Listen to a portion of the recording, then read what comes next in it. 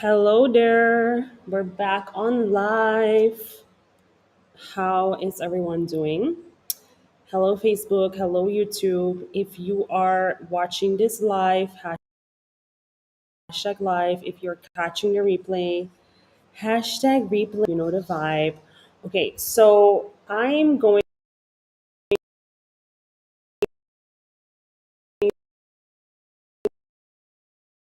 to finish up. I wanted to, on here, you already saw the title of this live. We're going to invitation for you to grow and for you to um here so people can see that.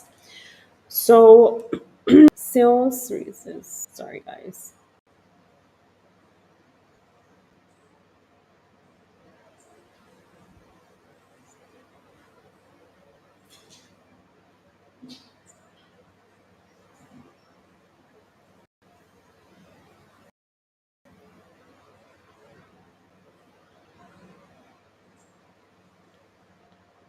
Okay, good. I have the title here. Okay, perfect. So before I dive into this, I want to say that, obviously in the past time, having coached a lot of women, helping them to grow in their sales confidence, you learn a lot, you observe people changing, you observe how people grow. And also going through this process myself, I am very well able to explain this to you so that you can reflect on your own journey and so that you can understand what is actually your step here. So, what I will talk about is first the three levels of sales resistance that there is, which is backed by research and also practice. Okay. So, the first level of sales resistance, it typically comes up when you yourself you're not super experienced with sales yet. So that means that, okay, you post a lot of content, you engage with people in your content, but you're not really getting sales, and you start to become aware that, hey, I need sales activity in order for me to continue growing my business, right? You have this awareness. At the same time, you resist sales. So you resist DMs, you resist sending messages or following up with people. And also when they say it's too expensive, you you agree with them and then you just let them go. And then you go and you tweak your messaging and you're like, I need to make the messaging more perfect so I don't get any objections. So the first level of sales resistance is coming from the beginner. And the beginner is resisting sales because she thinks that sales is pushy. She thinks that sales is sleazy. And she has the fear of being perceived as pushy, sleazy, desperate, etc. Okay. What's important to understand from this level is that it's coming from someone that has no idea how sales actually work. So it's really you're afraid of the stereotype, right? And what you have to understand is that this is really tied to your condition, woman. And the reason why I want to talk about all of these three levels is, and the reason why there are three levels is because for us as women, work that we have to do to continue to grow our business, it's deeper than for guys, because for them it's like, okay, I don't care about if I'm pushy or not. It's like people expect that from me, right? But for us women, we need to become aware of that conditioning. And in level one, when you're afraid of being seen as pushy, you need to be aware of the conditioning that women, we are conditioned to avoid to be seen. We are conditioned to avoid to be perceived as assertive, right? And you have to also realize that it's not sales that you hate, it's manipulation. Because when you're a beginner, when you say, oh, people are pushy, etc., you think that selling means I have to manipulate to get a sale. Okay, so that's the first level. Once you, in order to overcome this level, you have to invest in sales. You have to make an investment in learning how to sell. You have to commit yourself to learning sales. Okay, once you take that step and you actually start to learn a framework from whatever coach, or I don't know if you want to read books. I don't know who does that nowadays, but let's put it in the context of making an investment to grow your sales skills. Once you make that decision as a beginner and you go into that, you end up in the second bucket. As you learn the strategy, as you learn the process, as your communication becomes better, as you're able to explain what you do, as you start to practice objection handling, as you start to be able to have conversations that lead to a call, regardless of any events that you have going on. Okay, now you're a learner. And now you're going to end up in, I need a better name for this. The second level is you try, but then you retreat. Why? Because now you are faced with the reality of sales, which is that, okay, maybe you, despite feeling like it's sleazy and it's pushy, you say, okay, let me do it. Let me do it anyway because I'm committed to my vision. But as you're doing it, this dissonance exists between what you're doing and how you feel. You feel that discomfort, okay? You feel that discomfort of having to hear no. You feel that discomfort of seeing that people are leaving your messages unseen, but they're not replying. Okay, you start to feel that discomfort of having to follow up with people, but they say they're interested and then they ghost. You start to feel that discomfort. People, you posting content and people not inbound leads. You start to feel that discomfort of, I know I have to assign 3 clients this month, but I'm so emotionally drained.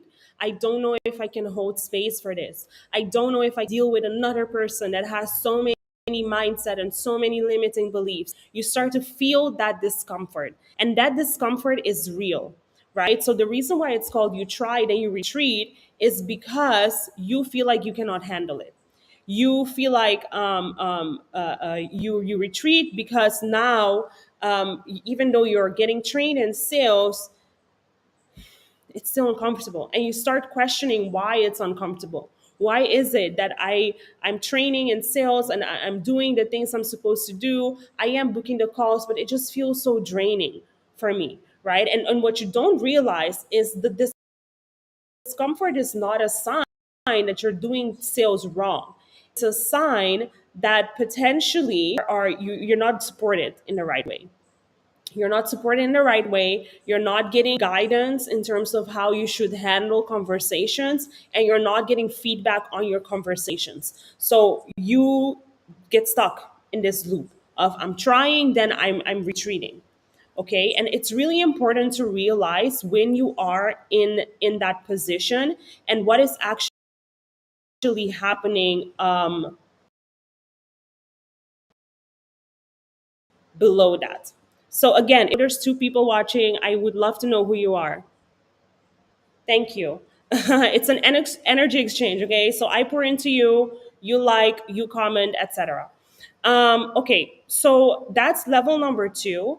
And then we are going to go into level number 3, which is actually the place where you want to be.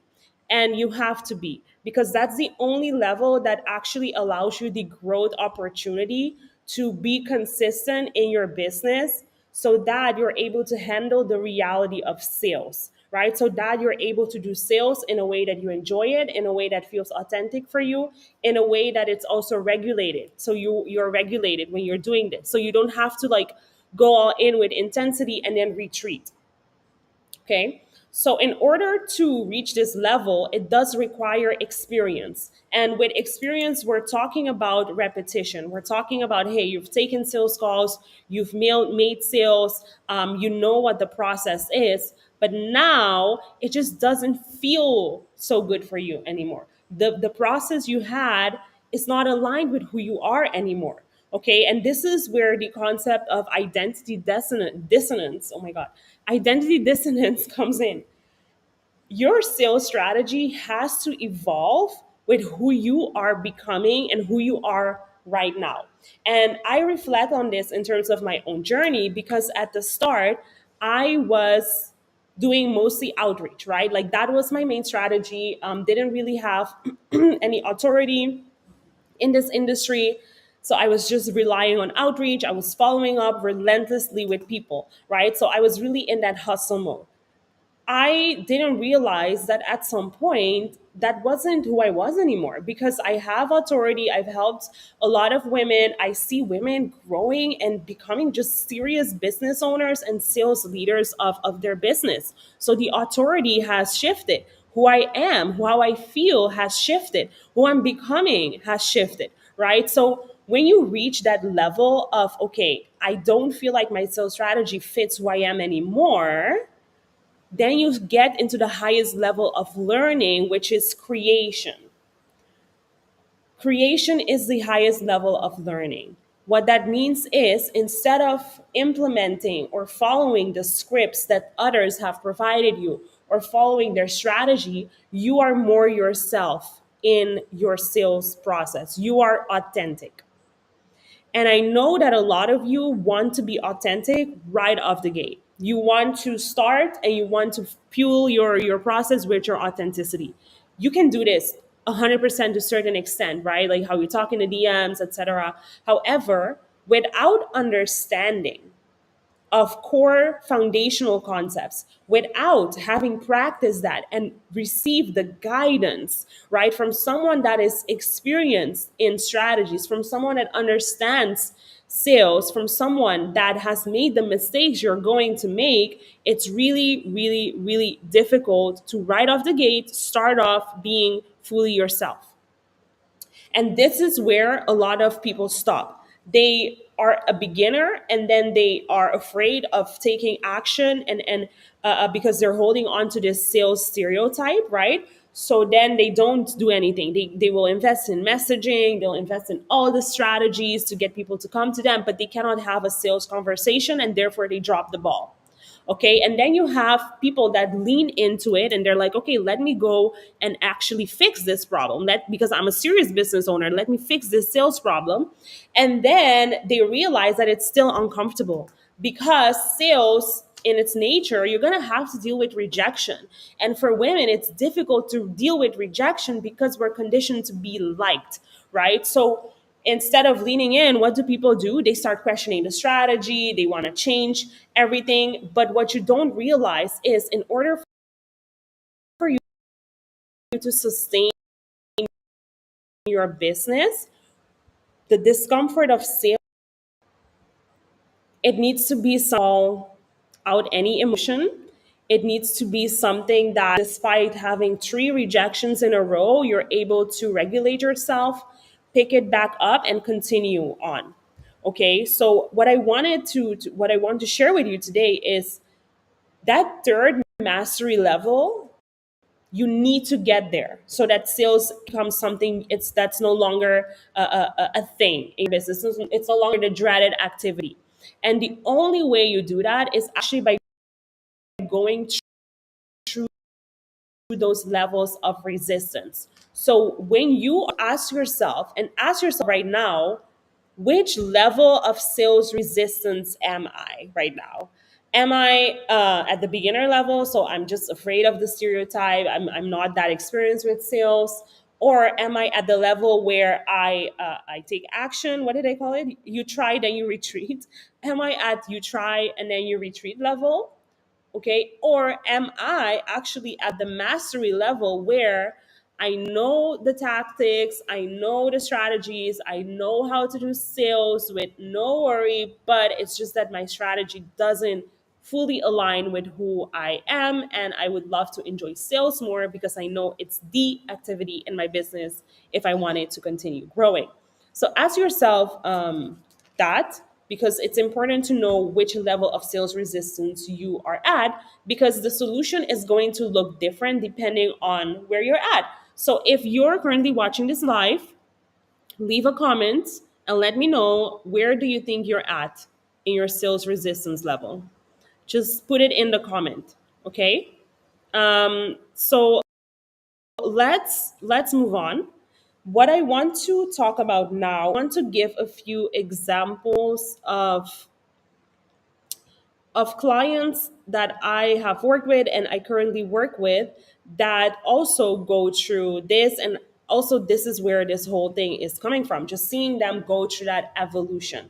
Okay, so for example, one of our students, when we started working together, I remember very well in a sales role play, she said, I can't do this because I don't want people to think that I'm going to manipulate them into paying me. So we're talking about tackling the money objection, right? And we have a structure for this that because we do identity selling, we are tapping into people's vision and we're using their vision to mirror it back to them. All right. But she was like, I can't do this. She got really tense. I can't do this. I'm going to be manipulating people, etc.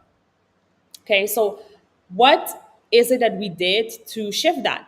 Number one, challenging that idea and making her aware where this stereotype is actually coming from. That's number one. It starts with awareness. Number two is the practice of knowing how to actually go about tackling that objection. Okay, so that's why we do role play inside the programs, because my nose is so oily, because it's practice based learning. My face is not glowing, ladies. It's just that I'm really sweaty right now. um we practice that through role play. That's why we do role plays, because it helps you to build a new pathway in your brain, and you're not going to get confident right away, but you will have the courage and you will also know what to say. So knowing what to say is going to help you to get into that second bucket. So she was really at number one.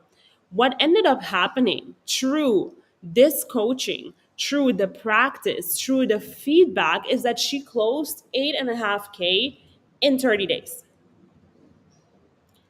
That's a real result. Okay, so going from inconsistent sales, avoiding objection handling, avoiding all of that because of the stereotype, to now actually stepping into, okay, I'm going to do this, right? And it's also coming with, she mentioned herself, like these limiting beliefs and these mindset blocks. It's really, really important to know where you're at with your sales resistance. All right. So the other example that I want to give is from a student that has been with us for since October, November, December, 7 months. Okay, she's been with us for 7 months. This is not uncommon. It's quite common. Most of our students, they stick with us longer, and that should be a testament of its own. In her case, when we started working together, she had learned sales for a previous service that she had, but she hadn't learned sales yet for high ticket sales, right? And she joined, when she joined the program, that's what we did. We crafted an offer for her. She started putting out content, and then through trial and error, right? Through actually saying, okay, I'm gonna do this. I don't care about the stereotype. She was already in level two. So that means, okay, you try and then you retreat. So what started happening was that as she started doing the sales activity, the discomfort comes up. Oh my God, I have to send DMs. Oh my God, I have to follow up with people. Oh my God, this person left me on scene. What does that mean? Right? So this is the process that she was going through. And to take her to the next level, right, which is, okay, we have to normalize these things, and also we have to start challenging these beliefs that you're having. This is why I love sales so much, because it's like a mirror. It's like a mirror to yourself. You're challenging the beliefs, and you have two options. Either you're going to lean in and you're going to have to deconstruct those beliefs one by one, or you're going to constrict, and then you're going to land into that survival mode. Like, oh, I resisted sales activity for 3 weeks, and now I realize I haven't made a sale. Let me go and be pushy in the DMs, right? So a lot of people, that's where they're operating from. That's where you're operating from, because you're resisting sales. It's not a normal thing in your life. So then you just become this, like, I need to sign a client, and then you have needy energy, and then you push people away because people can sense that, right? So in order for her to get to a point of normalizing sales, we really had to go through all of these beliefs and coach her through them. And the powerful thing is Next to mindset coaching, it's really about the behaviors and the habits, right? So yesterday or 2 days ago, I don't remember, I presented this pyramid of the three levels of lasting change. At the bottom, we're talking about behaviors. So every day your sales activity, committing yourself to doing it. Only those who commit themselves to going through that discomfort will rise up in their level of resistance.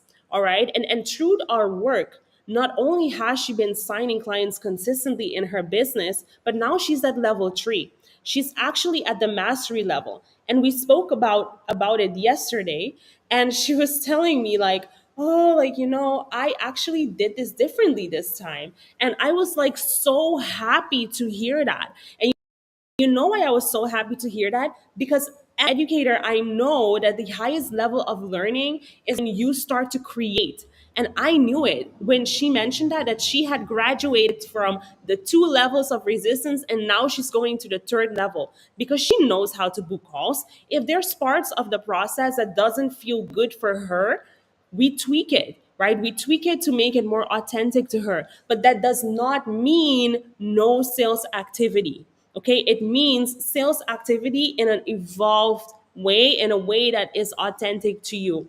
So, again, when you feel sales resistance, let it come up. Ask yourself, where am I? Which of these 3 levels am I in? Right? Because that's an invitation for you to act now. It's an invitation for you to decide now how you want to go about it. The thing is, you have to realize that whenever you stay stuck in one level of resistance, you're basically validating those beliefs that you have. And for a lot of women, those beliefs are, I have enough. I have enough. I made one sale this month. I got 2K in. I can't deal with this. I can't do the sale. I can't follow up anymore. I have enough. But you know it's a lie. You know you're lying to yourself. You know that you cannot build your dreams with 2K or 3K income per month. You know you don't have enough. Okay? You don't feel fulfilled. Don't lie to yourself, right? And that's the thing with when you stay in that level of I try and then I retreat. I'll do a bit of sales, but oh, it's too much. I can't. Let me like I'm happy with 2K months. I'm okay. I'm retreating. Next month again. Oh, now I have to get started. Is my strategy good? Am I good enough? Baby girl, ladies, you need to evolve. Sales resistance is an invitation for you to evolve. Okay? And it means going up levels. It means leaning into the discomfort. And the thing with discomfort and us women in business and being business owner is this.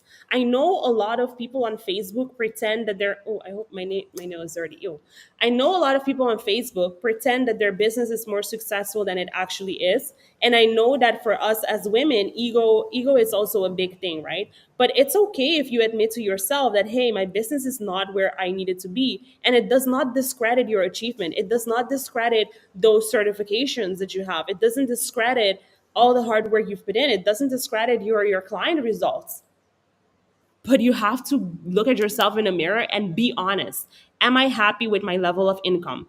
I feel sales resistance. What is it communicating to me? What do I need to improve on? Because the thing is, sales is part of doing business and it's never going to change. Never. That's how exchanges are done, right? So, this is also my invitation to you.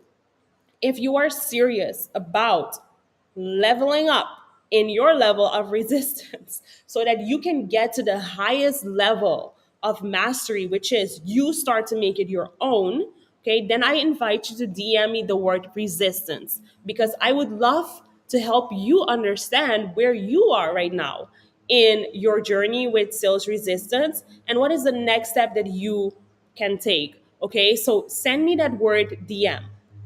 I will already tell you that the solution for this, very likely, it's going to be the 3-month program that I have. Okay, so only DM me if you're actually serious about solving this, if you're serious about evaluating, considering this program, and also if you're financially ready to make that commitment. Okay, if you are not there, just like the like and keep it moving. It's okay. All right. I'm gonna hop off. I have to finish my sales activity of the day.